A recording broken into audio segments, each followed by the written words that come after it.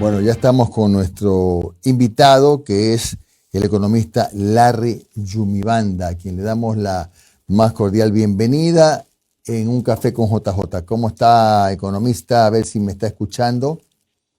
¿Me Sí, lo escucha? escucho muy bien. ¿Qué tal? Buenos días ¿Cómo le y va? buenos días también a las personas que están En el en el estudio. panel y también a la audiencia, ¿no? Gracias. Economista, no sé qué le espera al próximo presidente de la República cuando se siente y revise la caja fiscal. ¿Cuál es el panorama con el que se va a encontrar? Se va a encontrar con una caja fiscal prácticamente en términos de dólares muy bajo, ¿no? Esto se refleja por una reducción paulatina que se ha venido dando a lo largo del 2023 con respecto a los ingresos fiscales. Me refiero específicamente a ingresos en recaudación tributaria, van a recaudar menos, aproximadamente 700 millones de dólares menos de recaudación tributaria, van a recibir menos, aproximadamente 1.100 millones de dólares menos en ingresos petroleros por la reducción de la producción y por la reducción, en este caso, del precio. También, automáticamente, no creo que se vaya a dar algún tipo de monetización de activos. Y, en fin, esto tiene que ver mucho con el asunto de la desaceleración económica que ya está marcado para este año, que empezó el año pasado y que este año, de acuerdo a la CEPAL, las proyecciones de la CEPAL, que fueron muy conservadoras, son de aproximadamente el 2% y que puede ser con una tendencia hacia la baja, ¿no? Bien, ahora, habíamos escuchado también de una serie de vencimientos sucesivos por diferentes pues, compromisos económicos del Ecuador, con el Banco Mundial, con el Fondo Monetario, que ascienden a más o menos 8.000 millones de dólares. ¿Es exacta la cifra?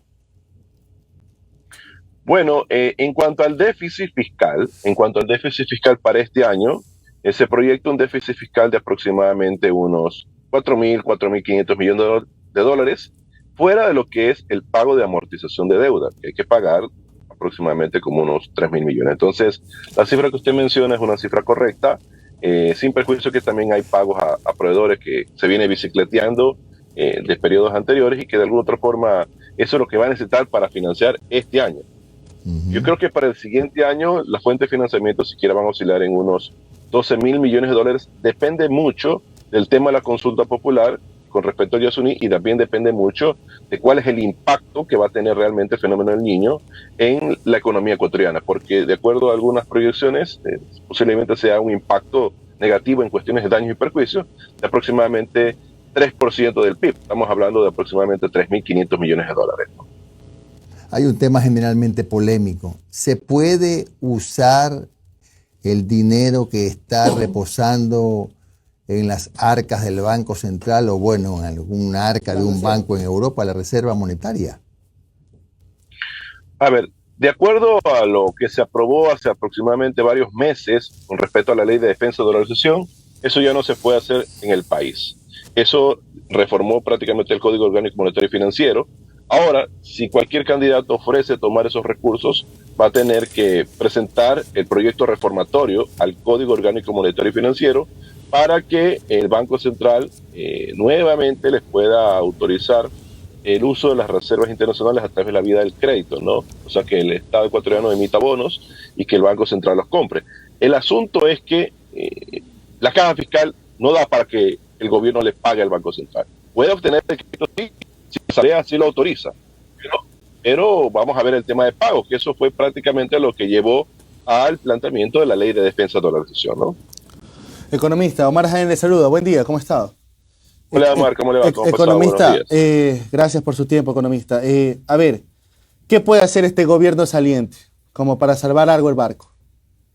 Creo que la cosa ya está juzgada, no creo que pueda hacer mucho, más bien esperemos que haya control, haya supervisión. Estamos viendo que las fronteras prácticamente están abandonadas. Eso también perjudica en la recaudación tributaria, en cuestiones de recaudación de IVA. Todo lo que es el contrabando, usted se refiere, economista, ¿no? El tema del Específicamente contrabando. todo lo que tiene que ver con contrabando, hay una disminución de IVA por importaciones, se disminuye, por ejemplo, el tema de aranceles, prácticamente las fronteras están botadas, ¿no? Entonces, esperemos que en ese sentido el gobierno pueda hacer algo, ¿no?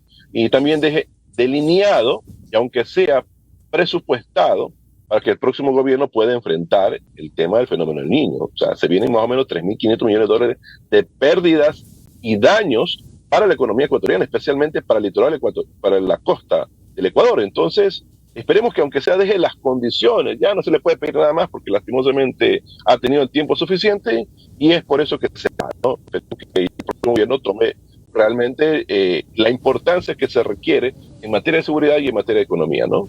Economista, le pregunto hemos analizado el mapa interno, ¿no? ¿Qué pasa en lo internacional? Desde principios de este año se habla de un rumor sobre la dolarización, sobre la posición que van a tomar los BRICS, probablemente a partir de agosto, que ellos van a empezar a negociar ya con sus propias monedas, dejando de lado al dólar, y nosotros tenemos la herencia del dólar, ¿no? ¿Verdad?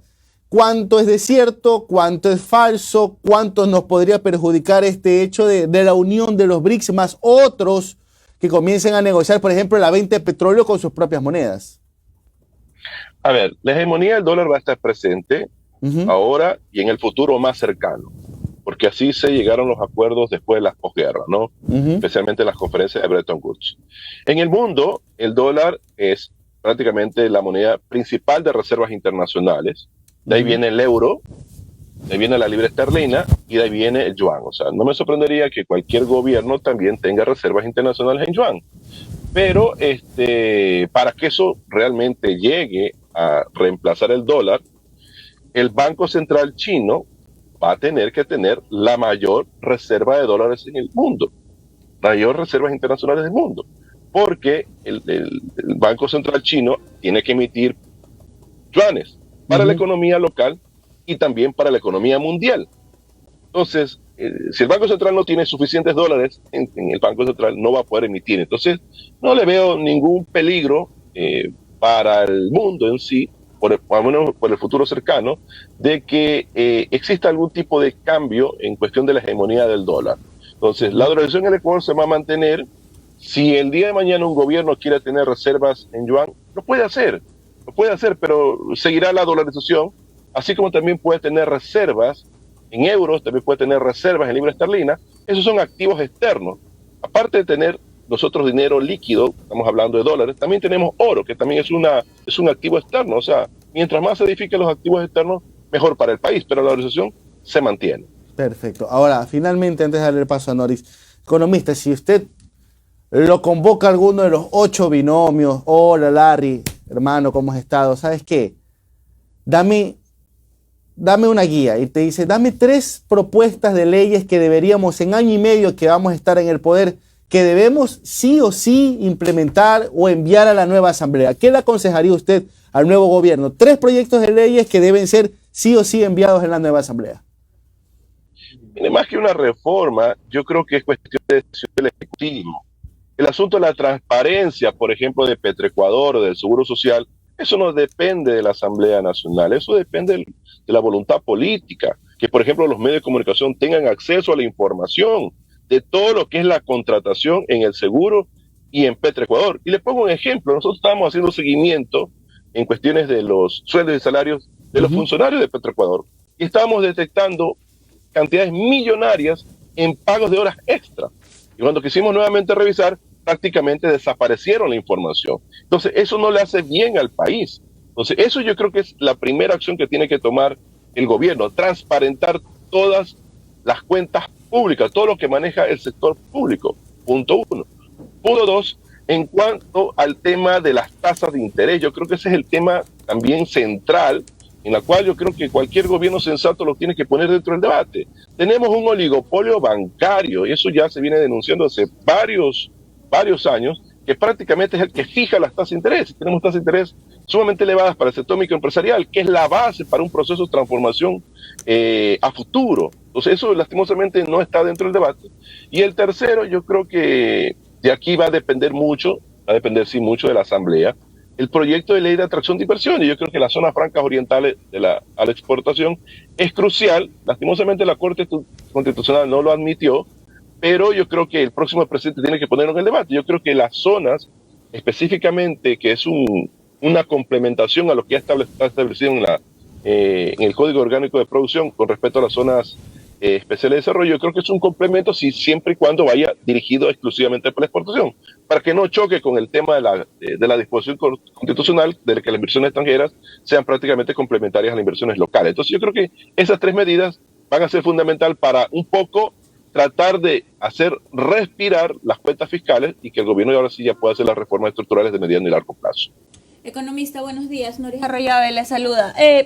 Para que la gente que no entiende de economía, que no sabe cómo funciona realmente un Estado. La gente sí sabe de economía. Que no entiende, pero de esta economía como técnica, no muy macro, porque yo sé de economía porque sé parar la olla de mi casa y estiro el dinero, lo que más puedo para pagar todos los servicios básicos. La gente sí sabe de inflación cuando va a los mercados y son los que más conocen el tema de la inflación. Tiene razón, no sabemos los tecnicismos probablemente, pero ya en la aplicabilidad lo hacemos todos los días.